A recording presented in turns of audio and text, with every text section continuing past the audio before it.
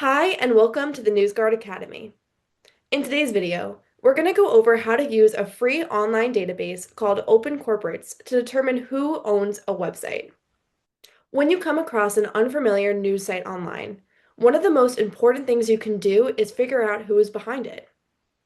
Ownership matters because it provides crucial context about a site's political affiliations, financial interests, or credibility. Unfortunately, many websites either bury this information or don't clearly disclose it at all. In a previous NewsGuard Academy video, we discussed why we at NewsGuard believe that disclosing ownership is an essential transparency practice for news websites. Today, we'll walk through how to discover information about a site's ownership yourself when it is not clearly disclosed by using a real example, theamericanmirror.com. Theamericanmirror.com stopped publishing new content years ago, but still prominently hosts evergreen articles including 5 stocks to buy the next time stock market crashes and a guide for vaccine injury compensation programs and claims. The site presents itself as an impartial news site, but provides very little transparency about who owns and operates the site. The site does not have an About page, and the Contact Us page doesn't work. When you're unable to identify ownership in these locations, the best next place to look is the Privacy Policy page. Here, we find that the site is owned by a company only disclosed as 5 Points Consulting LLC. But what is 5 Points Consulting LLC? Can we identify a person behind this site? That's where OpenCorporates.com comes in. Once you're on the homepage, you're going to want to type in the name of the company you're trying to investigate. So in this case, it would be 5 Points Consulting LLC. In this case, the company name is somewhat generic, so we get several results. What you'll want to do next is click on each of these companies' names and see if there's any information here that we can connect to the American Mirror.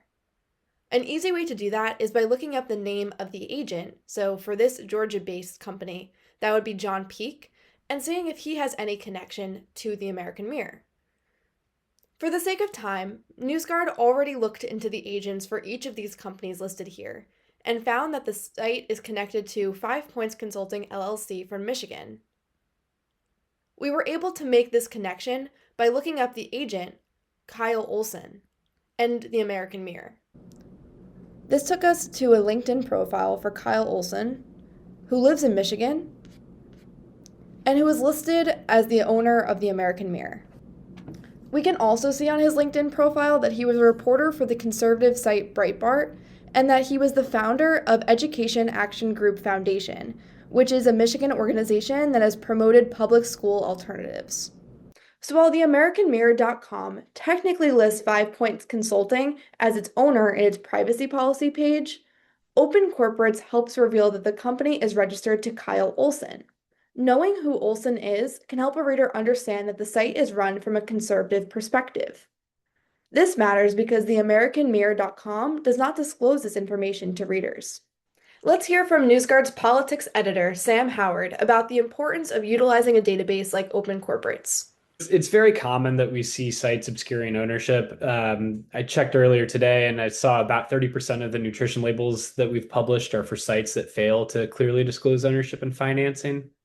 And establishing who owns a given website is a powerful tool for a news consumer, I think, because it really tells you who is ultimately responsible for the site's content. But as we at NewsGuard regularly see, knowing who the owner is can often unlock even more information. Is the owner a newsmaker? Are they some sort of public figure? Are they a significant political donor?